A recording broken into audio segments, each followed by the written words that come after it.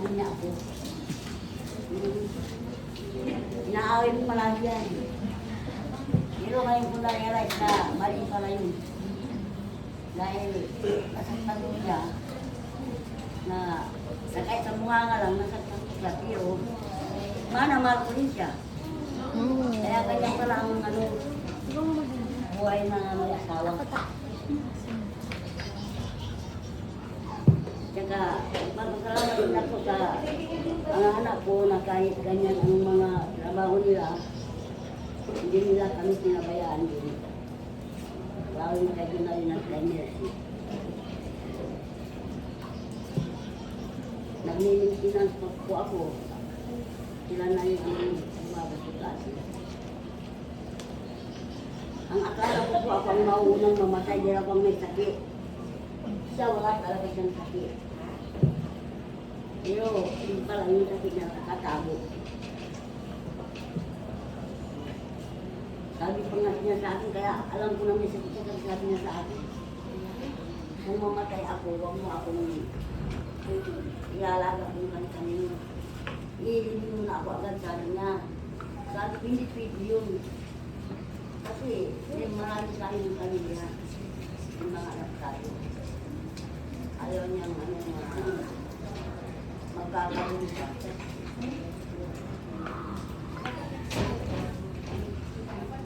Kaya ako talaga. Ngayon ang iniiyak ako talaga.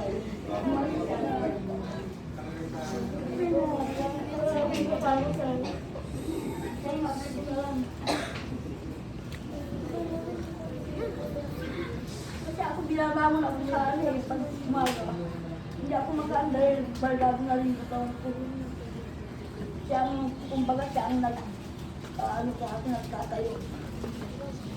Kaya nangangaw. Kaya, ngayon wala na akong wala na akong sususan talaga.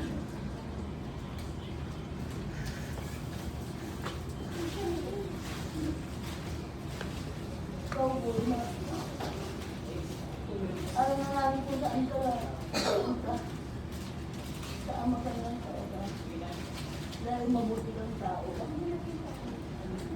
Wala kang kasalanan kahit isang sulo. Wala pa akong kaala ko sa'yo. Dahil naging matatag din ako.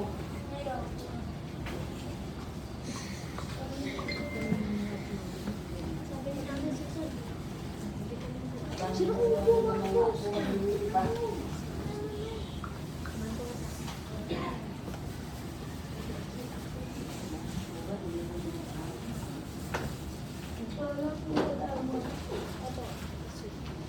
Upo na lang ako.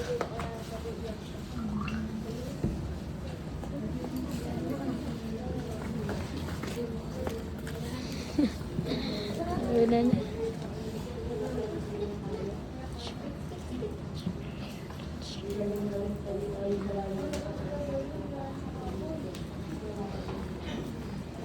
Okay, so anong lesson learned natin?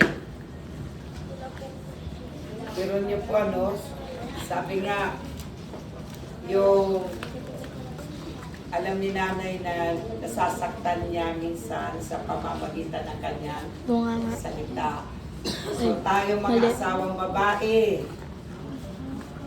pagsikapan natin sa tulong ng Diyos na huwag tayong makapanakit sa ating mga asawa kasi saka tayo magsisisi kung namatay na. Tama po ba? So hindi lang sa asawang babae, ganun din po sa asawang lalaki. So pagsikapan natin na hindi tayo makapanakit sa ating mga kanya-kanyang asawa. Kasi umiyak man tayo, wala na pong kabuluhan, wala nang silbi. Kaya nakikita natin kung gaano grabe yung patience niya, grabe na kumbaga tumayo siya bilang tatay ng bali binata po siya, tapos nakakuha siya na pangasawa niya, isang byuda na may 4 na anak. Tapos grabe yung kanyang pagpapasensya. Kaya siguro talaga binigyan na po siya ni Lord na makapiling na siya ng Panginoon. Dahil marami na rin siyang natulungan. Kaya yun po yung ating i-treasure habang buhay pa tayo. Okay, so ngayon naman tatawag po tayo sa original niyang mga anak. Sige, simulan natin sa bunso. Mama, Dalawa lang naman sila. dapat ko talaga si Bernard eh. Ito. Kasi siya yung naalagaan sa ospital. Ay, maraming salamat po sa pagpunta, sa pagdalo, sa pakikiramay, sa papa. Mabuti po talaga yung papa ko. Hindi lang siya mabait, mabuti siya sa lahat. Pagtsagaan niya kami. Hindi lang po kami, may mga ampon pa po sila. Simula kay Kuya Jea, kay Kuya Bo, kay Noe, kay Bernard, kay Kuya Jen. Ganun po sila kabuti kahit wala po kaming makain, ang dami namin. Minsan lang yan eh. Nagsi 72 hours po yung tatay ko sa pagbiyahe, hindi siya matutulog. Para lang matustusan yung pag-aaral namin. Totoo po yun, hindi po talaga nakapanakit si Papa. Minsan lang sa buhay niya yung kay Noe kasi naalimpungatan, natulog, tapos nag-away sila. First time po yun. Pero hiningi po niya yun ng tawad nung iba na po yung pakiramdam niya.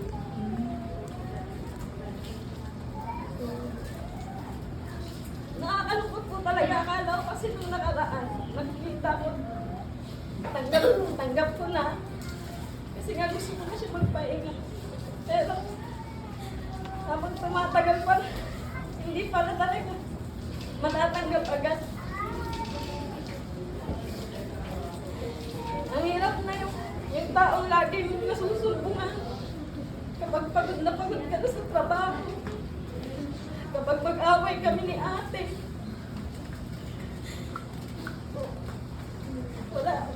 Wala na palang, isang araw pala wala nang kakampi sa'yo.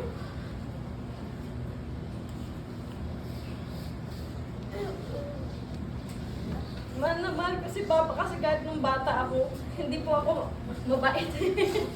Makulit po talaga ako, tsaka lumalaban ako. Yung tatay ko po naiintindihan niya ako lang.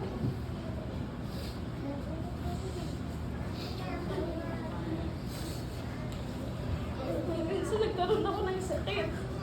Inilig pa niya na siya na naging magkasakit kaysa ako.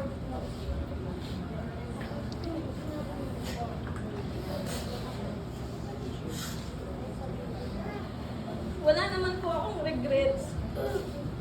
Kasi alam ko po na naging mabuti po akong anak. Naging mabuti po kaming anak. Ang nakakapanghinayang lang to. Na sana hindi na lang kami umalis-alis. Kasi lagi niyang sinasabi na huwag kami umalis. Magsama-sama ng pagsabaho. Nagkadya mo siya din, pumunta niya. Kasi hindi pala namin siya matagal kasama. Punta mo si mama. Punta mo si mama. Tapos nung last birthday niya, sobra ko kung kakatrabaho. 11:30 PM na ako tapos hindi ko man lang siya nahandaan. Binigyan ko lang siya ng pera. Kinabukasan sabi niya, bakit hindi niyo man lang ako ginawa ng pansin kasi di ba papahaba ng buhay yun. Nag-sorry na ako kasi November convention month ko.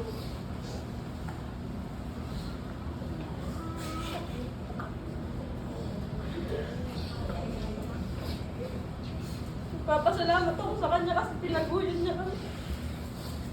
Kahit sobrang hirap ng buhay, hindi po namin nakalain na makakatapos kami ni ate.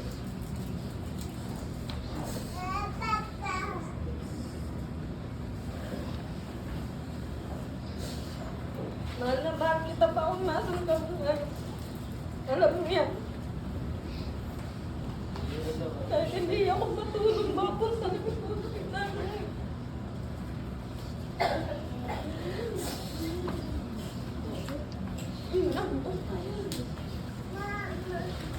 Okay, sige po.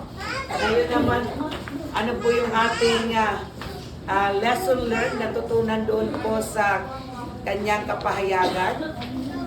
So yung nakita natin na yung mga anak bilang anak, so nakita natin na sinuklian niya yung mabuting ginawa sa kanya ng kanyang tatay. So sino ba ditong tatay na kaya 72 hours di matutulog para lang matugunan ang mga pangangailangan ng anak? So ganun po talaga ang mga magulang, nagsisikap, nagtitiis para matugunan lang ang pangangailangan ng mga anak. Kaya mga anak, dapat matutunan natin suklian ang mga magulang. Tama po ba? So ganun po yung ginawa naman nila. So nakita niyo po na dahil wala siya, hindi siya available, yung convention na hindi na bagamat binigyan ng pera, pero ang gusto ng ama ay magsama-sama sila sa pagdiriwang. Pero yun na pala yung huli. Kaya pag nire-request kayo ng magulang ninyo na magkasama-sama, sikapin natin na makapunta doon. Dahil di natin nga alam kung yan na po talaga yung huli. Tama po ba? Okay, so ngayon naman tawagin natin yung kanyang panganay na anak. Yung talagang kanyang mga anak.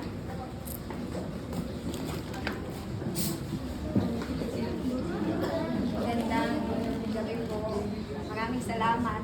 Salamat sa Panginoon. Salamat sa lahat ng nakarama. Totoo, kala ko dati kapag matanda na tayo, kapag may sarili na tayong pamilya, kaya na natin yung mga sarili natin. Okay na kahit wala yung mga magulang natin. Kasi ako mula noon hanggang ngayon, katisan ko yung mga magulang. Pero, mag-realize mo lang pala talaga yung halaga nila kapag wala na sila. Sa totoo lang, napakasakit po talaga sa loob ko nung nangyari sa papa ko. Sabi ko nga, naglilingkod naman ako sa Panginoon eh. Naging mabait naman ako anak, naging mabait naman ako kaibigan. Minsan nga, tumutulong din ako sa kapwa ko, pero bakit pinalaw ng Panginoon na makaranas yung papa ko ng hirap? Walang kamatayan. Yung madali. Walang kamatayan, yung madaling tanggapin. Dati sabi ko kay Bon, yung pahirapan. Kapag nakakakita ka ng namamatay ng biglaan na sasagasaan, sabi mo, sana nagkasakit na lang para makita mo. Pero ang realidad pala ng buhay, walang klase ng kamatayan ang madaling tanggapin. Araw-araw ako sa ospital, nagbabakasakali ako. Na magising yung papa ko kahit minsan lang, pero hindi na nangyari.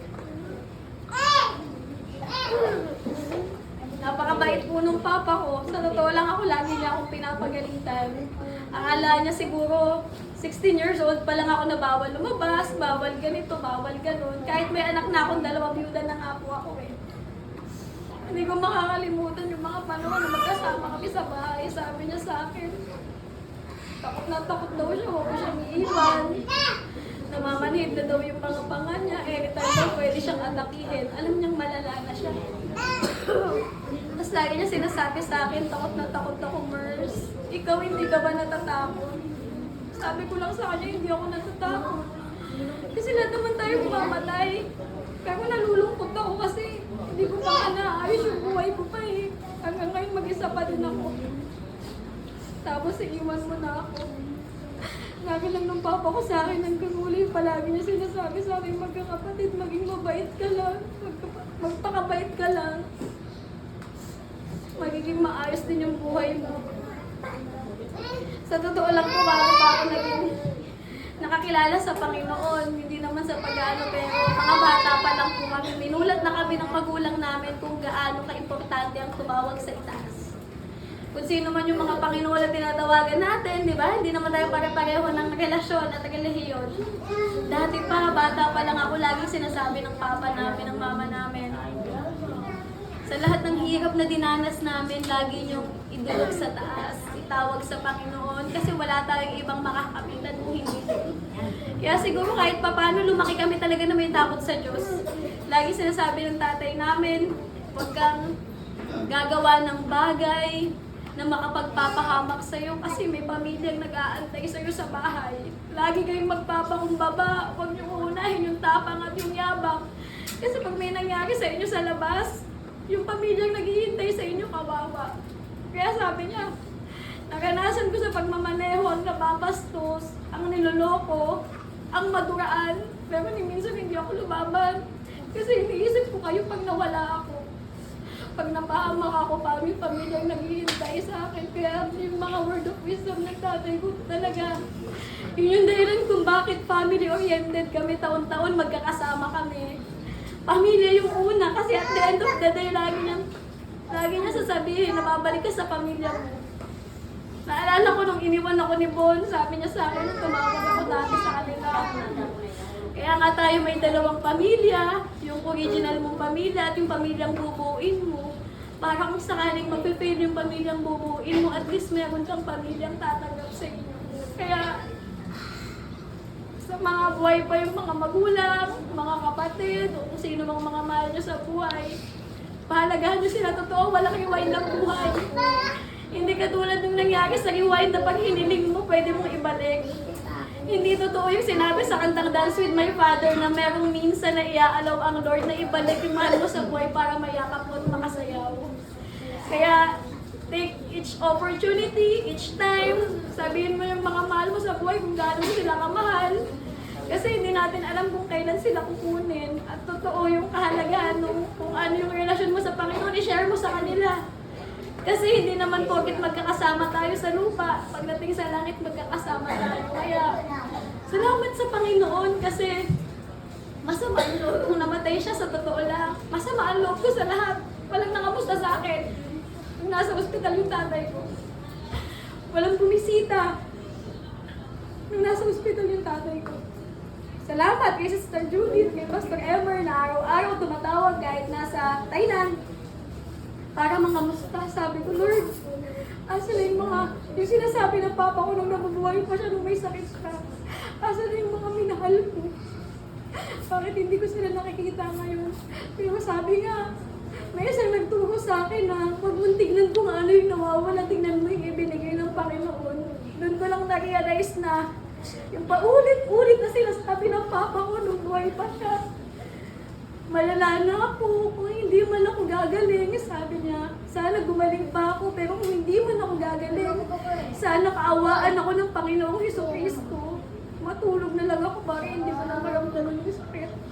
Kasi yun yung nangyari sa kanya. Habang ako dinadasal ko, Lord, kisingin mo pa yung papa ko for the last time. Makita niya na sinamahan ko siya, hindi ko siya iniwan.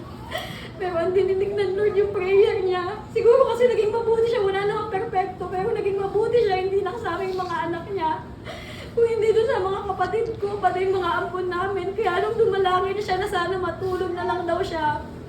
Para hindi maramdaman yung sakit kasi tuwing umaaray siya, sabi niya, kaya daw pala nagpakamatay si Ronaldo Valdez kasi pag nararamdaman mo yung sakit, hihilingin mo na lang na mamatay na.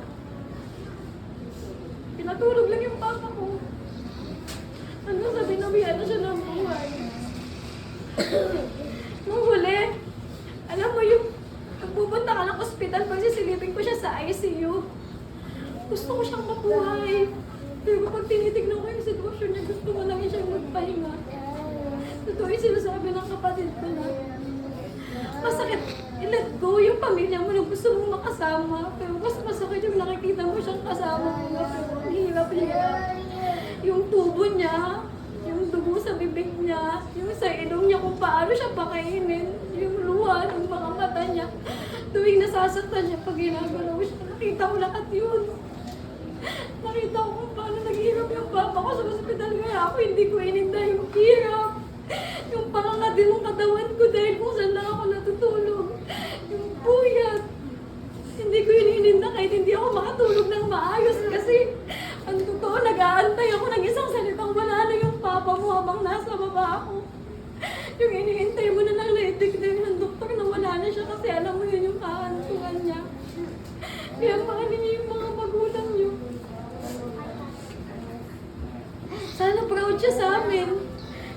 Sabi nga namin dati, siguro kaya maaga namin siya pinahintong magtrabaho kasi maaga siya kukunin sa amin ng Panginoon.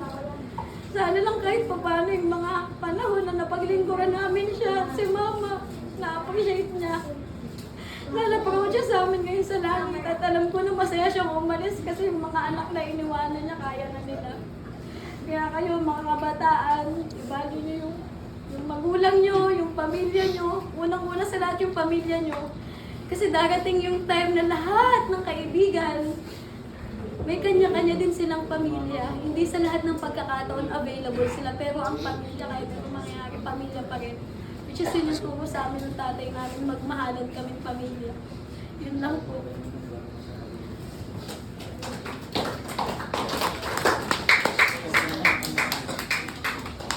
Okay, so narinig natin, napakalinaw ang kapahayagan po sa bawat isa sa atin.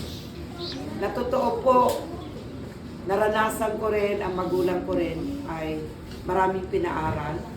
Pero pagdating pala talaga na may sakit na, yung lahat, yung mga pinaaral niya, wala na kaming nakita na tumulong. So ganun din po yung naranasan nila. Kaya po, pamilya pa rin talaga ang umaalalay. Pamilya pa rin talaga ang makakatulong sa inyo. Kaya po, totoo yung mga sinasabi po nila. Ngayon, yung pangangaral na nakuha natin sa mga eksperyensya nila ay kailangan ang pamilya po natin, doon po natin, una ang Diyos, isama niyo sa pamilya, ang Diyos at ang inyong sariling pamilya, mas mainam at pinaka maganda na maging maayos ang relasyon ng magpapamilya. Dahil pagdating ng araw, di ba nakakarinig kayo ng mga kwento? Yung halimbawa yung lalaki nag-asawa ng iba, tapos iniwan yung original niyang pamilya. Pag may sakit na, mayroon po kami, marami na akong mga kakilala, nung may sakit na ang pangalawang asawa, anong gagawin? Itinutulak na yung asawa niya na bumalik sa original na pamilya at para pangalagaan. Kaya po, nakikita nyo na yung original na pamilya natin, yun pa rin ang dadamay sa iyo. Yun pa rin ang mangangalaga sa inyo. Kaya habang binibigyan tayo ng pagkakataon na nabubuhay pa tayo, mahalin natin ang ating at mga unang Panginoon at ang ating mga pamilya. Pahalagahan natin. Bigyan natin ng the best na magagawa natin. Extend natin, pahabain natin yung